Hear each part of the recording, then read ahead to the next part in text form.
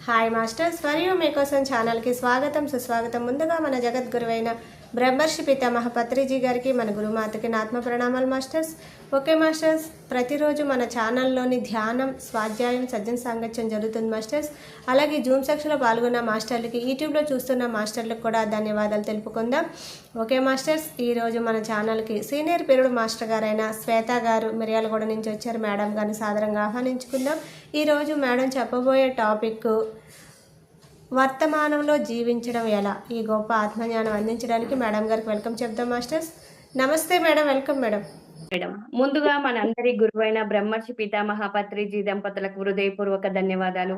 అలాగే ప్రతిరోజు ఎంతో అద్భుతమైన ఆత్మజ్ఞానం బోధిస్తున్న తటవర్తి దంపతులకు హృదయపూర్వక ధన్యవాదాలు. నాకు ఇంత చక్కని అవకాశం ఇచ్చిన ఫర్ యూ ఛానల్ టీం అందరికీ హృదయపూర్వక ధన్యవాదాలు. అలాగే ఈ జూమ్ సెక్షన్ లో వింటున్న ఆత్మబంధువులకు, అలాగే యూట్యూబ్ లో వింటున్న ఆత్మబంధువులందరికీ హృదయపూర్వక నమస్కారాలు. నా పేరు శ్వేత, మాది మిర్యాలగూడ. గత 10 సంవత్సరాల నుంచి ధ్యానం చేయడం జరుగుతుంది. కానీ మార్పు అన్నది ఎప్పుడు వచ్చింది అంటే తటవర్తి సార్ దగ్గరికి వచ్చిన తర్వాతనే మార్పు వచ్చింది. అప్పటి వరకైతే ధ్యానం చేశానంటే చేశాను, ఉన్నామంటే ఉన్నాం. కానీ ఎలాంటి ఆహార నియమాలు కూడా పాటించలేదు. శాకాహారమైన వెల్లుల్లేసిన ఆహారం తినేవాడిని. కానీ మనకు సార్ దగ్గరికి వచ్చినంక ఆహార నియమాలే కానీ, ఎలా మాట్లాడాలి, ఎలా ఉండాలి అన్నదైతే తటవర్తి సార్ దగ్గరనే బాగా నేర్చుకోవడం జరిగింది. ఇప్పుడు సా ఈరోజు చెప్పబోయే టాపిక్ ఏంటి అంటే, బుద్ధుని సూక్తులు అని తటవర్తి రాజలక్ష్మి మేడం రాసిన బుక్‌లో నుంచి బుద్ధుని సూక్తులు. ఒక టాపిక్ వచ్చేసి వర్తమానంలో ఎలా జీవించాలి. గురువులు ఎప్పుడు చెప్తూ ఉంటారు. మనకు ఈ శిష్యులకు ఏదైతే అవసరమో అదే చెప్తారు. ఏది అవసరం లేదో వారి నోటి నుంచి రాదు. ముందు శిష్యుడు ఎదగాలి అంటే ఎలాంటివి ఉండాలి? ఎలా ఉంటే ఎదుగుతాడు? ఎలా ఉన్నంత స్థితికి ఎదగాలి అంటే శిష్యుడు ఎలాంటి విషయాలు చెబితే వింటాడు అన్నది ముందు సాధనకు సంబంధించిన విషయాలే చెప్తారు. అంటే ముందు వర్తమానంలో ఎలా జీవించాలి? సాధన బాగా కుదరాలి అంటే ముందు వర్తమానంలో ఎలా జీవించాలి అంటే గురువులు గతం వద్దు, భవిష్యత్తు వద్దు. వర్తమానంలో జీవించు అని చెప్తూ ఉంటారు. మరి వర్తమానంలో జీవించడం వల్ల వచ్చే లాభాలు అంటే వర్తమానంలో ఎలా జీవించాలి? ఏ విషయాలు తెలుసుకుందాం అంటే, భగవంతుడిని తెలుసుకోవడానికి, ఆయనని చేరడానికి మొట్టమొదటి సింహద్వారం ఏంటి అంటే వర్తమానంలో జీవించాలి. గతము వద్దు, భవిష్యత్తు వద్దు. ఎప్పుడు బుద్ధుడు కూడా అదే చెప్తాడు. గతము వద్దు, భవిష్యత్తు వద్దు. ఇప్పుడు ఉన్న ఇదే వర్తమానం. ఈ క్షణం మనం ఆనందంగా ఉన్నామా లేదా అన్నది చూసుకోవాలి. వర్తమానంలో జీవించడం ముఖ్యమంటారు. ఎందుకంటే మనకు పత్రి సార్ గూడా ఎప్పుడో ఒక విషయం చెప్తూ ఉంటావాడు. వర్తమానంలో జీవించాలి అంటే ఎప్పుడో ఒక స్టోరీ గూడా చెప్తాడు సార్. దానికి ఎగ్జాంపుల్‌గా ఎలా అంటే తన ఫ్రెండు ఆలోచిస్తూ కూర్చున్నాడు. ఏంట్రా అంటే, నాకు బిడ్డ పుట్టింది. బిడ్డ అసలు పెళ్ళే కాలేదు. బిడ్డ పుట్టింది. ఆమె చదువెట్లా? ఆమె భవిష్యత్తు ఎట్లా? ఇవన్నీ ఆలోచిస్తున్నాం అంటే ఇదంతా భవిష్యత్తు గదా! భవిష్యత్తు కోసం ఆలోచించవలసిన అవసరం ఏముంది? ఇప్పుడు ప్రెజెంట్ వర్తమానంలో జీవించాలి గదా! ఇంక నీకసలు పెళ్ళే కాలేదు. భార్య రాలేదు. బిడ్డ పుట్టింది. ఇవన్నీ నీకెందుకు? మళ్ళీ బిడ్డ భవిష్యత్తు గురించి ఏమవుతుందో అని ఆలోచిస్తున్నావు అంటున్నావంటే, ఇదంతా భవిష్యత్తు కదా! మనకవసరం లేదు. గతము వద్దు, భవిష్యత్తు వద్దు. వర్తమానంలో జీవించాలి. ఇంకా రాజలక్ష్మి మేడం ఏమంటదంటే, వర్తమానం అంటే ఇప్పుడు మనం వదిలిన శ్వాస అది గతమంట. వదిలిన శ్వాస గతం. అంటే ఇప్పుడు మనం ప్రస్తు ఏ శ్వాస తీసుకుంటున్నామో అదే వర్తమానం అంటుంది. ఏ క్షణానికి అదే వర్తమానం. అలా జీవించగలగాలి. ఆ స్థాయికి రావాలి అంటే మనము నిన్నటి విషయాలు అవసరం లేదు. రేపేం జరుగుతది అన్నది మనకు అవసరం లేదు. బుద్ధుడు కూడా అదే చెప్పాడు. వర్తమానంలో జీవించాలి. ప్రతి క్షణం ఇప్పుడు ఆనందంగా ఉన్నాం. నిన్న ఏం జరిగితే మనకెందుకు? నిన్నటికన్నా ఇయాల బాగా సాధన చేశాను. ఇంకెక్కువ బుక్స్ చదివాను. మంచి క్లాసులు చెప్పాను. ఇలా అనుకోని హ్యాపీగా అనుకుంటే ఆనందంగా ఉంటాము. అలా కాకుండా అయ్యో! రేపేమవుతుందో? నిన్న నేను ఒక గంటే సాధన చేసినా అంటే నిన్నటిది మర్చిపోవాలి. గతం, గతం గతః అంటారు గదా పెద్దలు గూడా. గతం గతః. వర్తమానంలో జీవించాలి. వర్తమానమే మనకు బహుమానం అని చెప్తారు. వర్తమానమే బహుమానం. అలా జీవించగలిగినప్పుడే మనం రేపటి గురించి ఆలోచించము.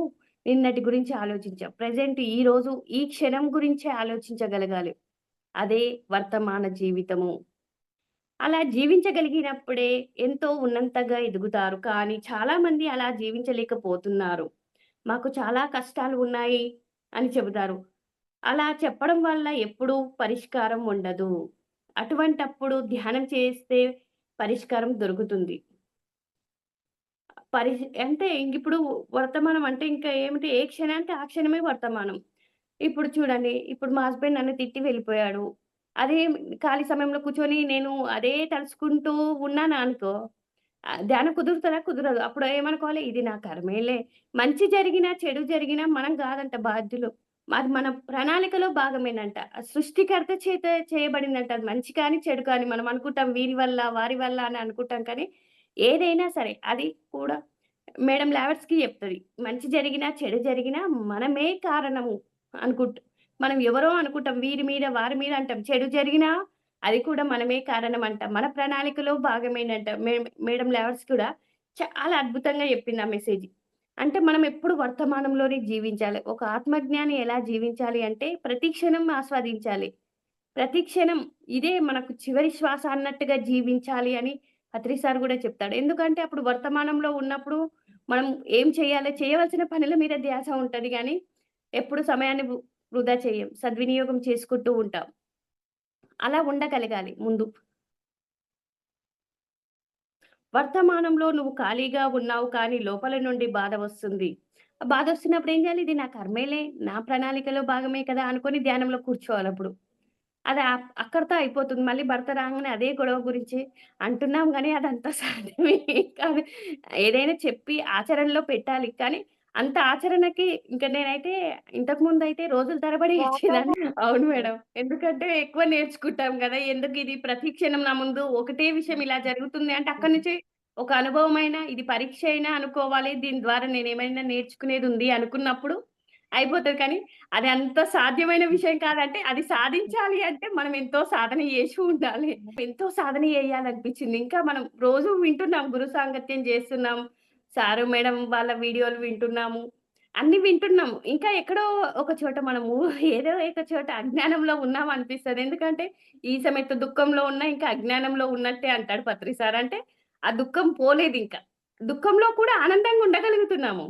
ఏది ఉన్నా లేకున్నా ఆనందం ఉంది. ఆ క్షణానికి, ఆ గంటకి బాధ ఉన్నా తర్వాత మళ్ళీ యథాస్థానంగా కవర్ అయిపోతున్నాం. ఆనందంగా ఉండగలుగుతున్నాం. అదే పట్టుకొని రోజంతా కూర్చోవట్లే. ఇంతకుముందయితే రోజుల తరబడి అలా ఉండేదాన్ని. అది కొంచెం ఒక పర్సెంటేజ్ తేడా ఉందని చెప్తాను. ఎందుకంటే మనం చెప్పింది సత్యం జెప్పాలి అంటారు. అసత్యం చెప్పకూడదు. మనం ఏదైతే ఆచరిస్తున్నామో అది చెప్పాలి. ఇంకా అది కూడా రావాలి అంటే మనం తీవ్రాతి తీవ్ర సాధన చేయాలి. గంటలు గంటలు ధ్యాన స్థితిలో ఉన్నప్పుడు అది కూడా సాధిస్తాము. నీ జీవితంలో ఆనందంగా గడపాలి అంటే, ఈ కష్టాలు, కన్నీళ్ళు నీ కర్మఫలాలే. నీకు నువ్వు తెచ్చుకున్నవే. నీ ప్రణాళికలో భాగమే అనుకోవాలి. కానీ అలా అనుకున్నప్పుడు మనం బాధపడం. మళ్ళీ ఎప్పుడూ కూడా మనకు శ్రీకృష్ణ భగవానుడిని ఒకరు అడుగుతారంటారు. సంతోషంలో ఉంటే అది బాధ కలగాలి చూసినప్పుడు. బాధలో ఉన్నప్పుడు అది చూస్తే సంతోషం కలగాలి అంటే, ఈ క్షణం కూడా నీది కాదు అన్నది గుర్తుపెట్టుకోవాలి. ఈ క్షణం కూడా నీది కాదు. జీవితంలో ఏది జరిగినా అది శాశ్వతం కాదు అని గుర్తుపెట్టుకోవాలని రాఘవరావు సార్ అంటాడు. అవి పాంప్లెట్లు కొట్టిచ్చి ఎక్కువ మీరు కనిపించే చోట పెట్టుకోండి అని చెప్తాడు. ఎందుకు అంటే ఏది జరిగినా అప్పుడు బాధ కలగని, సంతోషం కలగని ఇది శాశ్వతంగా ఉండదు. అంతే గదా! ఈ క్షణం నీది కానప్పుడు ఇది శాశ్వతంగా ఎలా ఉంటుంది? అంతే గదా! ఏదైనా అది మనం పెట్టుకున్నప్పుడు ఎరుకలో ఉంటాము అని సార్ అది కూడా పెట్టుకోవాలని చెప్తాడు. ఇవన్నీ మన కర్మ ఫలాలే. నాకు నేను చేసుకున్నవే. ఎవరు బాధ్యులు కాదు. అందుకే ఎప్పుడు ఇతరుల మీద అనడము, ఇవన్నీ మనం తగ్గించుకుంటూ ఉన్నామనుకో, మన సాధన మనకు హ్యాపీగా కుదురుతది. వర్తమానంలో జీవించాలి. మనకు ఈ విషయాలు, పక్కింటోళ్ళ విషయాలు అవే ఎందుకు? మన ఇంట్లోలే అయినా సరే, మనం ఎన్నో చెప్తాం. మన ఇంట్లోలే, మన అక్కలే, మన వాళ్ళే, వీళ్ళే, వాళ్ళే ఇప్పుడు ఇద్దరం ఉన్నామంటే, ఇద్దరు వ్యక్తుల గురించే మాట్లాడమని పత్రి సార్ చెప్పిండు. కానీ మనం మూడో వ్యక్తి గురించి గూడా మాట్లాడుతున్నాము అంటే, ఇంకా ఆ స్థితికి రాలేదన్నట్టు. అంటే సాధన చేయాలి. మనం చేసే అరగంట, గంట సాధన సరిపోదు. గంటలు, గంటలు ధ్యాన స్థితిలో ఉండగలగాలి. అప్పుడు మాత్రమే అది మనకు సాధించగలుగుతాం. ఇప్పుడు కొంచెం పర్సెంటేజ్‌లో తేడా వచ్చిందని చెప్తాము. 100% మారి పూర్తి ఆత్మజ్ఞానిగా అయ్యాము అంటే కాలేదు. ఇప్పుడు తెలుసుకుంటున్నాం. తెలుసుకున్న విషయాలు కొన్ని కొన్ని విన్నయి ఆచరణలో ప్రయత్నం చేస్తున్నాం. కాబట్టి ఇప్పుడు అన్నీ తెలుసుకుంటున్నాము. ఆచరణ కూడా లేదు. తెలుసుకుంటున్నామనే చెప్పాలి. వింటున్నాము, తెలుసుకుంటున్నాం. తెలుసుకున్న విషయాలు కొద్ది కొద్దిగా దాన్ని ఆచరణలో పెట్టే ప్రయత్నం చేస్తున్నామన్నట్టు. అప్పుడు మనలో మార్పు వస్తదన్నది కూడా అర్థమవుతుంది. ఏ విషయాలకు కుంగిపోకూడదు అన్నది కూడా అర్థమవుతుంది.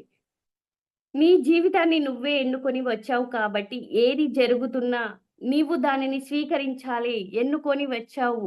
వచ్చిన జీవితం కాదనడానికి వీలు లేదు. ఎన్నుకొని వచ్చాం గదా! కాదనడానికి వీలు లేదు. మన ప్రారబ్ధం ఎలా ఉందో అది మాత్రం అనుభవిస్తామని తీసుకొని వచ్చాం కాబట్టి, ఆ ప్రారబ్ధాన్ని అనుభవిస్తేనే పోతుంది. అవి కష్టాలే గాని, అవమానాలే కానీ, నష్టాలే కానీ, ఇవన్నీ కూడా మనకింక పత్రి సార్ ఏమంటాడు? ఏవి అన్నా ఎవ్వరు ఏవన్నా పట్టించుకోకండి. అవమానాలు కానీ అవన్నీ కూడా మన ఆధ్యాత్మిక సోపానాలంటాడు. అంటే విమర్శలు కానీ, అవమానాలు కానీ, దూషించడం కానీ, ఇవి మనల్ని ఇతరులు ఏదన్నా సరే మనం పట్టించుకోకుండా ఉన్నప్పుడు, అవన్నీ మన ఆధ్యాత్మిక సోపానాలు. అంటే మనకు ఎదగడానికి మెట్లు అని చెప్పాడు పత్రి సార్ అవి. అంటే మనం ఆ స్థాయిలో ఉండగలిగే స్థాయికి సాధన మనం ఏదైనా ఇగ మొత్తం సాధన మీదనే ఆధారపడ్డదని బాగా అర్థమవుతుంది. సాధన అంటే స్వయంగా సంపాదించుకున్న ధనమది. ఎవరో ఇస్తారు, ఏదో ఇస్తారని కాదు.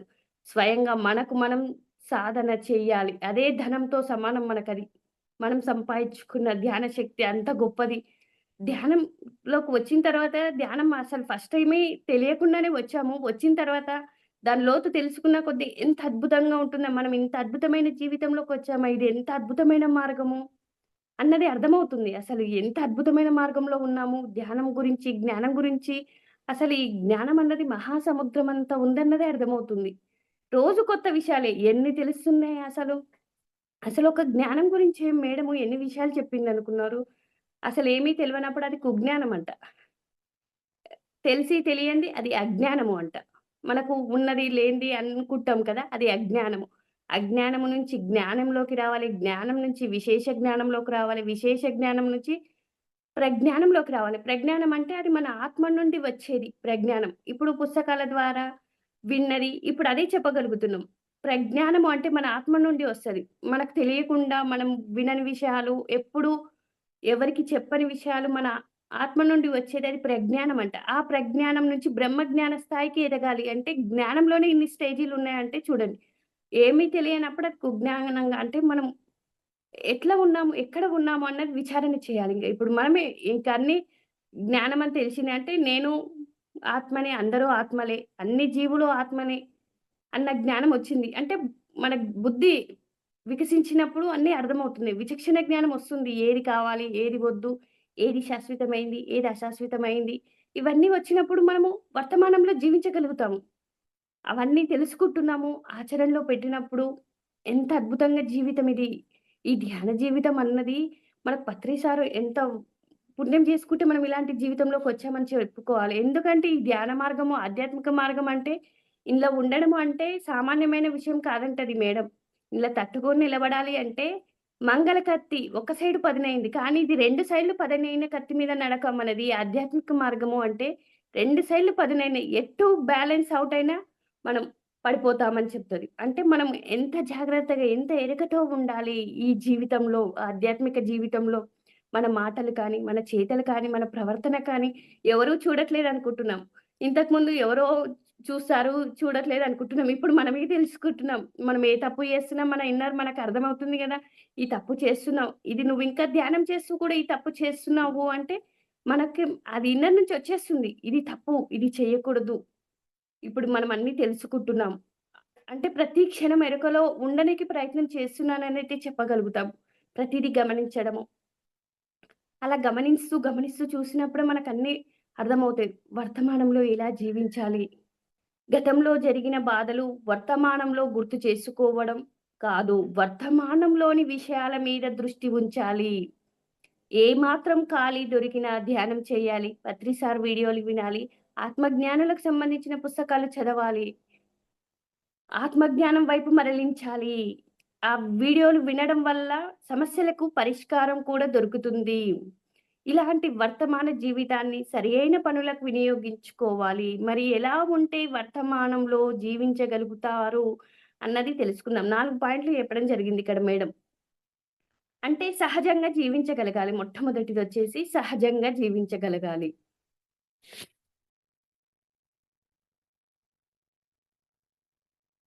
రెండోది జీవితంలో ప్రతీదీ తేలిగ్గా, సరళంగా తీసుకోగలగాలి. జీవితంలో ప్రతీదీ తేలిగ్గా, సరళంగా తీసుకోగలగాలి. మూడోదొచ్చేసి ప్రతిదాన్ని ధైర్యంగా ఎదుర్కోగలగాలి. 4 ఎప్పుడు వచ్చిన దానితో తృప్తి పడాలి. వచ్చిన దాంతోనే తృప్తి పడాలి. ఇవన్నిటి గురించి కొంచెంగా తెలుసుకుందాం. అంటే ఇప్పుడు మనం సహజంగా జీవించాలి అంటే ఇప్పుడు చూడు మనము ఇప్పుడు క్లాసు ఇది సహజం. వింటున్నాము అంటే సహజం. ఇది క్లాస్ వినకుండా మనము వీడియోలు కట్ జేసి వంట చేస్తున్నామనుకో అది అసహజం. వంట చేస్తూ ఫోను మాట్లాడతామా? అది కూడా అసహజమే. వంట చేస్తున్నప్పుడు మన మనసన్నది ఏకాగ్రతగా వంట మీద పెట్టాలి. మనం ఏం చేస్తామంటే ఫోను మాట్లాడుతూ వంట చేసాం. అప్పుడేం చేసాం? ఉప్పేసే దగ్గర చక్కెరేసాం, చక్కెరేసే దగ్గర కారమేస్తాం. అంటే అక్కడ వంట చెడిపోతుంది. అంటే అది సహజంగా జీవించినట్టు కాదు. సహజంగా జీవించగలగాలి. ఇప్పుడు మనం అన్నం తింటున్నాము అంటే దాన్ని ఆస్వాదించుకుంటూ తినాలి అంటారు.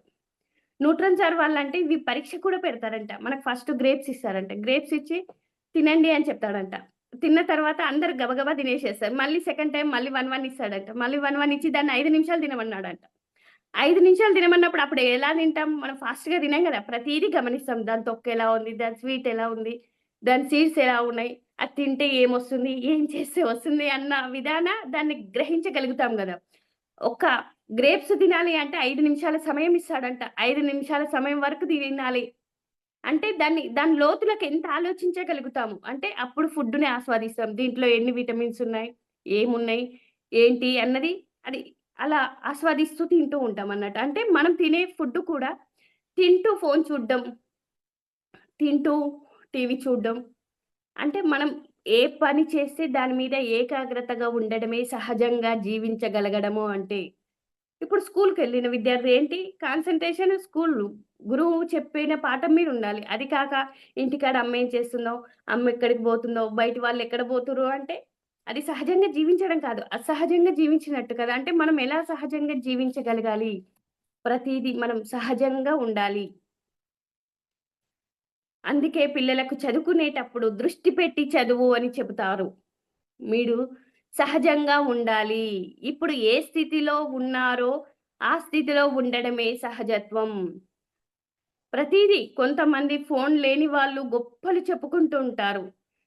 మేము షాపింగ్‌కి వెళ్లి ఇది తెచ్చాము, అది తెచ్చాము, అన్ని గొప్పలు చెప్తుంటారు. అదంతా అసహజం. సహజంగా జీవించాలి. అంటే మనం ఇంకా, ఇంకా కొంతమంది ఏం చెప్తారంటే, కానీ ఎప్పుడూ సహజత్వాన్ని కోల్పోకూడదు. సహజంగానే జీవించడం మొదలుపెట్టాలి. గొప్ప కోసం చూడవద్దు. అంటే మనకు లేనివి గొప్పలు కూడా చెప్పుకోకూడదు. ఎప్పుడు సహజంగా జీవించగలగాలి. సహజత్వాన్ని ఎప్పుడు కోల్పోయారా? గొప్పల కోసం పరుగులు పెడతారా? ఆ తర్వాత ఆడంబరాలు మొదలవుతాయి. అక్కడి నుండి అబద్ధాలు చెప్పడం మొదలు పెడతారు. అందుకే నీ సహజత్వాన్ని కోల్పోకూడదు. నీ సహజత్వాన్ని నీవు కోల్పోకూడదు. అంటే మరి వంట చేస్తూ ఫోన్‌లు ఫోన్‌లు మాట్లాడడం అన్నది కూడా అది అసహజమే. అది నాలో ఉన్న పొరపాటే. అది కూడా నేను మార్చుకోవాలి. నాలో ఉన్న లోపము అంటే వంట చేస్తూ మాట్లాడుతూ ఉంటా అన్నట్టు. బట్టలారేసుకుంటా ఫోన్ మాట్లాడుతుంటా అంటే ఇంకా ఇది నేను ఆచరించవలసిన విషయం. ఇలా చెబుతున్నాము అంటే ఇలా చెబుతూ ఉంటే కూడా మనము ఈ విషయం నేను ఆచరిస్తున్నానా లేదా? చెబుతున్నాను అంటే ఆచరిస్తున్నానా లేదా అన్నది మనకు మనం చూసుకుంటాం గదా! అంటే 10 మందితో చెప్పినప్పుడు కూడా అది ఆచరణలోకి వస్తది అని రాజలక్ష్మి మేడం చెప్పడం జరిగింది. అంటే ఇప్పుడు నా లోపాలు నేను చెప్తేనే కదా సరి చేసుకునేది. ప్రతీదీ సహజత్వంగా జీవించగలగాలి అంటే మన లోపాలు మనమేదో తోపులం కాదు ఇక్కడ ఉండి క్లాస్ చెప్తున్నాము అంటే. నేర్చుకునే ప్రతీదీ ప్రతిరోజు నిత్య విద్యార్థులమే. ఎవరు తక్కువ కాదు. అందరూ వినేవాళ్ళు గొప్పవాళ్ళే, చెప్పేవాళ్ళు గొప్పవాళ్ళే. ఎవరు తక్కువ కాదు. అందరి లోపాలు సరిచేసుకోవాలి. మనం లోపాలు సరిచేసుకున్నప్పుడే మనం ఉన్న స్థితి నుంచి ఉన్నంత స్థితికి ఎదుగుతాము. సహజత్వంగా జీవించగలుగుతాము. వర్తమానంలో జీవించగలుగుతాము. అవన్నీ రావాలి.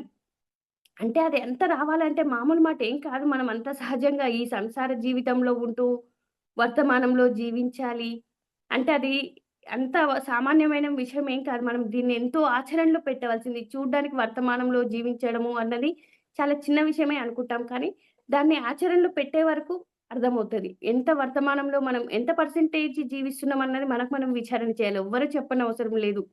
ఎందుకు అంటే మనమే చెప్పాడు. ఎవరో కాదు. మనమే పరమాత్మలమని గురువుగారు చెప్పారు. మనమే ఆ పరమాత్మలమై ఉన్నప్పుడు మనం చేసే పని, మన పనులు, మన మాటలు, మన చేతలు ఎలా ఉన్నాయి అన్నది మనకు మనం విచారణ చేసుకోవాలి.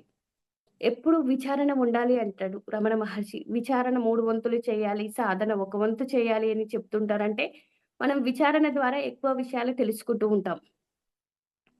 అలాగే రెండో పాయింటొచ్చేసి జీవితంలో ప్రతీదీ తేలిగ్గా, సరళంగా తీసుకోగలగాలి. అంటే మీ జీవితంలో జరిగే ప్రతీదీ కూడా మీరు నిర్ణయించుకొని వచ్చిన దాని ప్రకారమే జరుగుతుంది అని నువ్వు ఎప్పుడైతే భావిస్తావో, ప్రతి దాన్ని సరళంగా తీసుకుంటావు. నువ్వు గుడికి వెళ్లి అక్కడ ప్రసాదం నీకు ఇష్టమైంది ఉంటదా అంటే ఉండదు. అక్కడ ఏది పెడితే అది మనం కళ్ళకద్దుకొని అదే మహాప్రసాదంగా తీసుకుంటాం. నాకు దద్దోజనం అని అక్కడ దద్దోజనం ఉండదు. పులిహోర ఉన్నా, పాయసం ఉన్నా స్వీకరిస్తాము. అంటే జీవితంలో ప్రతిదాన్ని తేలిగ్గా స్వీకరించగలగాలి. అలాగే నీ జీవితంలో జరుగుతున్న ప్రతి సంఘటన పరమాత్మ నిర్ణయం వల్లనే జరుగుతుంది. నీ జీవితాన్ని ఒక ప్రసాదంలా స్వీకరించు. నువ్వు సహజంగా ఉండగలుగుతావు. ఆందోళన ఉండవు. కష్టమే రాని, సుఖమే రాని, దుఃఖమే రాని, ఆనందం రాని అన్నిటిని స్వీకరించే మనస్తత్వం ఉన్నప్పుడే నువ్వు ఆహ్, ఎప్పుడు వర్తమానంలో ఉండగలుగుతావు. అంటే ఇప్పుడు మనం ఆనందం రాని, బాధ రాని, కష్టం రాని వర్తమానంలో ఉండగలగాలి. దాన్నే పట్టుకొని ఉండకూడదు. వర్తమానం అంటే ఆ క్షణంలో ఏమి జరిగినా దాన్ని స్వీకరించాలి.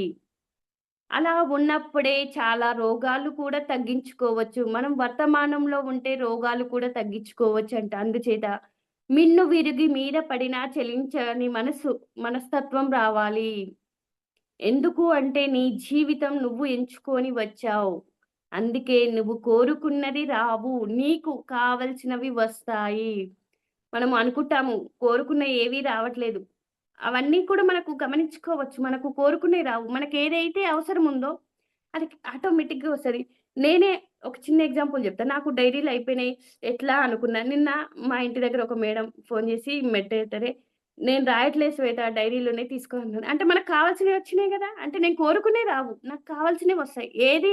ఇప్పుడు ఒక దాని గురించి ఆలోచించాననుకో ఆటోమేటిక్‌గా వచ్చేసాయి. నేనే బంగారు నగలు ఇవనుకుంటే అవి రావు. అవి మనం అనుకోము కూడా. మనకు ఏది అవసరమో అది వస్తాయి. కోరుకున్నది రాదు కానీ, మనకు ఏదైతే అవసరమో అది ప్రకృతి ద్వారా నుంచి మనకు అందుతుంది. అన్ని విషయాలు ఒక చిన్న పర్సే గాని, అయ్యో! ఫోను పెట్టుకోవడానికి ఈ పర్స్ ఉంటే బావుంటది. ఫోను చేతిలో పట్టుకొని భోంచేసేటప్పుడు ఇబ్బందిగా ఉందంటే, మా అక్క నాకు తెలియకుండా పర్స్ పంపించింది. అంటే చిన్న చిన్నయి అవి మనకు చిన్నవే అనిపిస్తాయి కానీ, మనకు కావాల్సినవి వస్తాయి. మనం కోరుకున్నయి రావన్నది అర్థం చేసుకోవాలి. కావాల్సినయి మనకి వస్తాయి. వర్తమానంలో జీవించినప్పుడే అవన్నీ అలాగే పెళ్లి సంబంధాల కోసం వెతుకుతూ ఉంటారు. అప్పుడేమంటారు అబ్బాయికైతేనేమో మంచి అందగత్తె గావాలి, కోటీశ్వరుడు రావాలంటారు. కానీ కోటీశ్వరురాలు భార్యగా వస్తే ఆయనని ప్రేమగా చూస్తదా అంటే చూడరు గదా! ఆమె వంట చేసి పెడతదా? కోటీశ్వరాలు నాకేం అవసరం అంటది. పని మనుషుల్ని పెట్టి వంట చేయిస్తది. మన పిల్లల్ని ప్రేమగా చూస్తదా అంటే ప్రేమగా ఎందుకు చూస్తది? ఆయల్ని బెట్టి ప్రేమించమంటది. ఆయల్ని బెట్టి సేవలు జేస్తది. అంటే మనం కోరుకునే దానికి గూడా ఎలా ఉంటుంది అన్నది చెప్పడం జరిగింది. ఇక్కడ ఎగ్జాంపుల్ మనము ఆడవాళ్ళైతేనేమో మంచి అందగాడు గావాలి, హీరోగా రావాలంటాడు. మంచి కోటీశ్వరుడు రావాలి. కోటీశ్వరుడు వచ్చినప్పుడు మనతో కలిసి భోజనం చేస్తాడా? ఎంతో బిజీగా ఉంటాడు గదా! అంటే మనం ఆ చిన్న చిన్న విషయాలను కూడా మనం తెలుసుకోలేం. మనకు కావాలి అని మనం అనుకుంటాము. కానీ అవన్నీ కూడా ఉట్టి మాటలే. ఎలా మన కోటీశ్వరాలు మనం అనుకున్నట్టు, కోరుకున్నట్టు వచ్చినా ఆనందంగా ఉండదు లైఫ్ అని చెప్పడానికి ఇక్కడ. కోటీశ్వరాలు భార్యగా వస్తే ఆయాల్ని బెట్టి చేపిస్తది. వంట మనిషిని బెట్టి వంట చేస్తది. మనం చెయ్యదు గదా! అంటే ఇక్కడ మనం కోరుకున్న దాంట్లో గూడా ఆనందం ఉండదు అని అర్థం చేసుకోవాలి. జీవితంలో ఏదైనా సంఘటన దుఃఖం జరిగితే దుఃఖమే చూస్తారు. తర్వాత వచ్చే ఆనందాన్ని చూడరు. కానీ ఎప్పుడు దుఃఖం తర్వాత ఆనందం ఉంటుంది. దుఃఖం తర్వాత ఎప్పుడు ఆనందమే ఉంటుంది. ఇదంతా తెలియడం వల్లనే గతంలోని బాధలను మరిచిపోతారు. భవిష్యత్తు గురించి ఆలోచన చెయ్యరు. వర్తమానంలో ఎప్పుడూ ఆనందంగా ఉంటారు. ఆనందంగా జీవించగలుగుతారు. ఏ చిన్న విషయమైనా సరే పదే పదే తలుచుకుంటే అదే పెద్ద విషయంగా అవుతుంది. ఏదైనా సంఘటన జరిగిన వెంటనే మరిచిపోతే ఆనందంగా జీవించగలుగుతారని చెప్తుంది. అక్కడ మనం విషయాల గురించి ఎక్కువ ఆలోచిస్తే విషం ఒక్కసారి చంపుతుందంట. విషయాలు ఆలోచించిన ప్రతి క్షణం చంపుతూ ఉందంట. మేడం చెప్పింది ఒక మహానుభావుడు చెప్పిన వాక్యమని, విషము ఒక్కసారి మాత్రమే చంపుతుంది. విషయాలు విన్నప్పుడల్లా చంపేస్తూనే ఉంటాయి. అంటే మనం ఇక్కడ వర్తమానంలో జీవించాలంటే, ఆ విషయాల మీద ఎక్కువ మనం పట్టించుకోకుండా ఉండాలి అన్నదే అర్థమైంది. మూడో పాయింటొచ్చేసి దేన్నైనా ధైర్యంగా ఎదుర్కోగలగాలి. అంటే జీవితంలో ఏది జరిగినా కంగారు పడకూడదు. ధైర్యంగా ఉండాలి. అమ్మో! ఈరోజు నాకు ఈ సమస్య ఎందుకు వచ్చింది అనుకోవడం కాదు. సమస్య వస్తుంది, కష్టం వస్తుంది. అది జరగాల్సింది జరుగుతుంది. అందుకని ఏ సమస్య వచ్చినా నా కర్మ ఫలమే అనుకుంటూ ధైర్యంతో ఎదుర్కోగలగాలి. అంటే 10 మందితో చెప్పుకుంటే సమస్య ఇంకా పెద్దదే అవుతుంది. 10 మందితో చెప్పినప్పుడు సమస్య ఇంకా పెద్దదే అవుతుంది. దాన్నింకా లాగి లాగి అదే అంటారు గదా! చిరిగి చిరిగి గాలివాన అయింది అంటారే. అంటే మనం సమస్య వచ్చింది అని 10 మందితో చెప్పుకోకుండా ఉండగలిగే స్థాయికి రావాలి. చెప్పకుంటే ఎవరికి వారే పరిష్కరించగలుగుతారు. గొప్పగా ఉండగలుగుతారు. పక్కవాడితో పొరపాటున నోరు జారి చెప్పామా, వాడు కనిపించిన ప్రతిసారి అదే విషయం మీద మనల్ని గుచ్చి గుచ్చి అడుగుతూనే ఉంటాడు. మనం శాంతిగా ఉన్న పక్కవాడు ఆ విషయంలో శాంతిగా ఉండనియ్యడు. అశాంతికి లోనిచ్చేస్తాడు. కాబట్టి ప్రతిదాన్ని ధైర్యంగా ఎదుర్కోవాలి. కష్టం రాని, నష్టం రాని ఏదొచ్చినా సరే ధైర్యంగా ఎదుర్కొనే శక్తి మనకుండాలి. అధైర్యంగా జీవించకూడదు. ఆందోళన పడకుండా ఉంటే ఎప్పుడు ఆనందంగా ఉంటారు. ఏ సమస్య అయినా సరే ధైర్యంగా ఎదుర్కోగలుగుతారు. నువ్వు గొప్పగా ఎదుగుతావు అన్నారు. అంటే ప్రతిదాన్ని ధైర్యంగా ఎదుర్కోవాలి. మనకు అన్నీ వస్తాయి. పరీక్షలు బాగా ఉంటాయి. పరీక్షలు ఉంటాయి, కర్మలు ఉంటాయి. ఈ ధ్యాన మార్గంలోకొచ్చినాక నా జీవితం హ్యాపీగా, ఆనందంగా ఉంది అని చెప్పలేము. ఎందుకంటే ప్రతి క్షణం పరీక్షలే ఉన్నాయి. ప్రతి క్షణం ఇంట్లో అయినా, బయట అయినా అవి పరీక్ష అనుకోవాలా? అన్ని కొన్ని పరీక్షలు ఉంటాయి, కొన్ని కర్మలు ఉంటాయని చెప్పడం జరిగింది సార్ పొద్దున గూడా. రాజలక్ష్మి మేడం గురించి చెప్పడం జరిగింది. అక్కడ సారు మేడం 80% బర్న్ అయింది. ఎన్ని కర్మలు చేసొచ్చిందో అని సార్ అన్నాడంట. ఆమె కర్మలేమి లేవు. ఆమె పాపాలన్నీ పోయాయి అని పత్రి సార్ చెప్పడం జరిగింది. అంటే అది పరీక్ష అని. అంటే అది ఆమెని ఆదర్శంగా తీసుకోవడానికైనా కావచ్చు. అది ఆమె బర్న్ అయినప్పుడు కాటన్ తీయడానికి లోపలికి వెళ్ళిన కాటన్ తీయడానికి 200 సెలైన్ బాటిల్స్ పోసేవాళ్ళంట. ఆ కాటన్ బాడీ నుంచి తీయడానికి రోజు. డాక్టరొస్తుండంటే యముడులా కనిపిచ్చేవాడంట మేడంకి. అంటే మీ కష్టాలెంత అని చెప్పాడు. మీ సమస్యలెంత అని చెప్పాడు. ఆ మేడం కష్టపడ్డ దాంట్లో మీది ఎంత అని మీరు ఆలోచించండి. ఆదర్శంగా తీసుకోవడానికి ఇలా జరిగిందేమో అని సార్ చెప్పడం జరిగింది. అంటే మనం ఇక్కడ ప్రతి దాంట్లో ధైర్యంగా ఉండాలి. ఏదొచ్చినా ఎదుర్కొనే శక్తి మనకుండాలి అంటే సాధన చేస్తేనే ఆ శక్తి వస్తది. సాధన లేకుండా ఉట్టిగా ఉండాలి అంటే ఉండలేము. ఎందుకంటే ఇప్పుడు మనం మన అక్క వాళ్ళని చూస్తాము. అక్క వాళ్ళు ధ్యానం చేస్తారంటే చేస్తారు. ఎప్పుడో ఎన్నడో ఒకనాడు గుర్తుకు చేసినప్పుడు చేస్తారు. అంతేకాని వాళ్ళు చిన్న సమస్యకి బెంబేలెత్తిపోతారు. అధైర్య కోల్పోతారు. అంతగా కాదు. పెద్ద పెద్దగా మనకొచ్చినా కూడా దాన్ని కామన్‌గా చూస్తూ ఉంటున్నాము.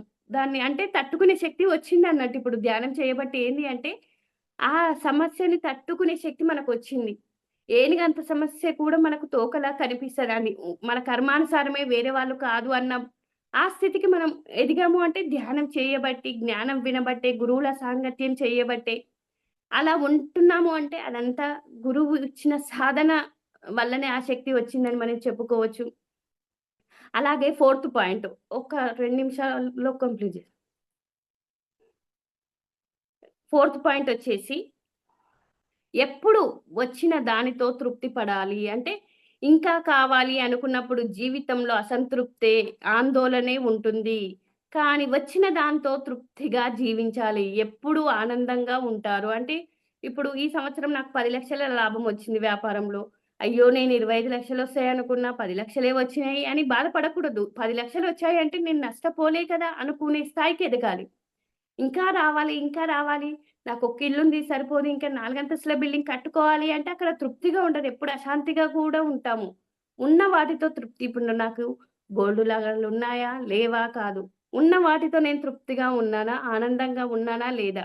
ఆ స్థాయికి రావాలి. ఏది ఉన్నా, లేకపోయినా ధ్యానం చేస్తే అది సహజత్వం అయిపోతుంది అన్నది కూడా అర్థమైపోతుంది. అంటే మనము ఇప్పుడు పక్కనోళ్ళతో పోల్చుకోము. ఎందుకంటే వారికన్నా గొప్పగా మనమున్నాము.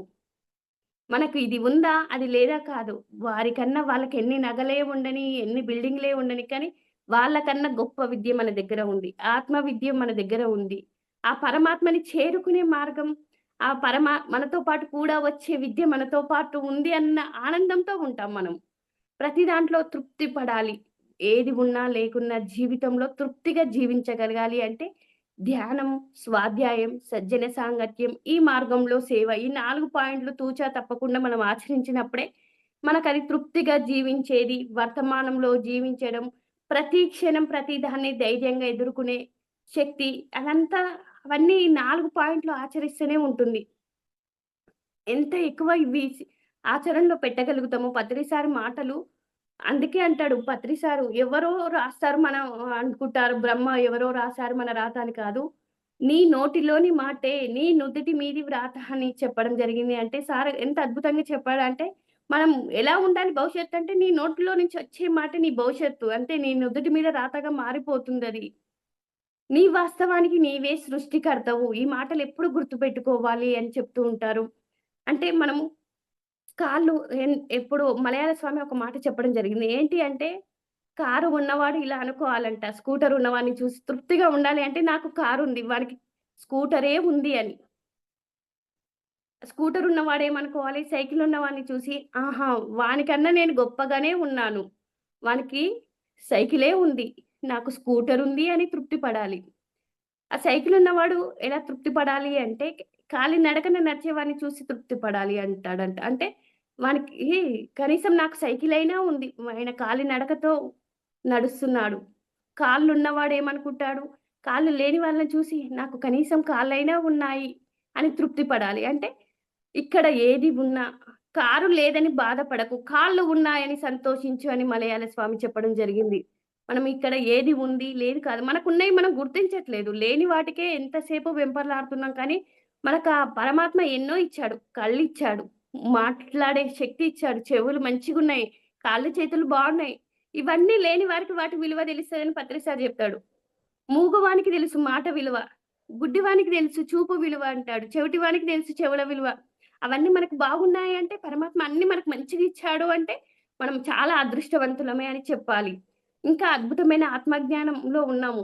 ధ్యాన మార్గంలో ఉన్నాం కాబట్టి తృప్తిగా జీవించాలి. ఏది ఉన్నా లేకున్నా అది తృప్తిగా ఆ సహజత్వంలో జీవించగలిగే స్థాయికి మనం రావాలి అంటే, ఇంకా ఈ 4 ఎప్పుడు దుఃఖంలో ఉండకుండా ఉండనీకి నూతిలో నీరు తోడే కొద్దీ ఊరుతూ ఉంటుంది.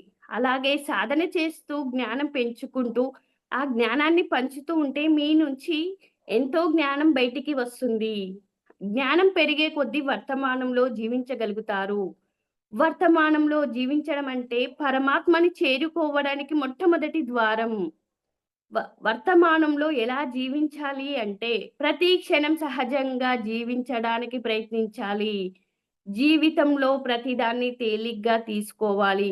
ఏది ఎంత కష్టమైనా సరే, నా కర్మ ఫలమే తర్వాత మంచి జరుగుతుంది అని తెలుసుకోవాలి. అలాగే ఏ కష్టం వచ్చినా ధైర్యంతో నిరీక్షించాలి కానీ ఆందోళన పడకూడదు. ఏదో పొందాలని కోరికతో ఎప్పుడూ అశాంతితో ఉండకూడదు. తృప్తిగా జీవించాలి. అంటే మనం ఈ 4 పాయింట్లు సహజత్వంగా జీవించాలి. జీవితంలో ప్రతి దాన్ని తేలిగ్గా తీసుకోగలగాలి. ఏ కష్టం వచ్చినా ధైర్యంతో నిరీక్షించాలి. ఏది పొందాలని కోరికతో ఎప్పుడు అశాంతితో ఉండకూడదు. తృప్తిగా జీవించాలి. అప్పుడు వర్తమానంలో జీవిస్తామని చెప్పారు. నాకింత చక్కని అవకాశం ఇచ్చిన ఫర్ యూ ఛానల్ టీమ్ అందరికి హృదయపూర్వక ధన్యవాదాలు. అలాగే పత్రి సార్‌కి, తటవర్తి దంపతులకు, అలాగే ఈ జూమ్ సెక్షన్‌లో వింటున్న ఆత్మ బంధువులకి, యూట్యూబ్‌లో వింటున్న ఆత్మ బంధువులందరికీ హృదయపూర్వక ధన్యవాదాలు. Thank you madam. Thank you. Thank you. Thank you madam. Thank you so much madam. For you మీకోసం మన ఛానల్కి వచ్చి ఎంతో గొప్ప ఆత్మజ్ఞానం అందించిన మాస్టర్లందరికీ, శ్వేత మేడం గారికి, సృజన మేడం గారికి ధన్యవాదాలు తెలుపుకుంటూ, ప్రతినిత్యం ఎరుకతోటి ధ్యానం, స్వాధ్యాయం, సజ్జన సాంగత్యం చేద్దాం మాస్టర్స్. అందరి చేత చేద్దాం మాస్టర్స్. వైజాగ్కి మెగా పిరమిడ్ రావాలని పరమ గురువుల కోరిక, పత్రి గారి కోరిక, పత్రి మేడం కోరిక. మనం అందరం సంకల్ప జ్ఞానం చేసి వైజాగ్కి మెగా పిరమిడ్లో వచ్చేలా చేద్దాం masters. Thank you masters. Thank you. Thank you. Thank you.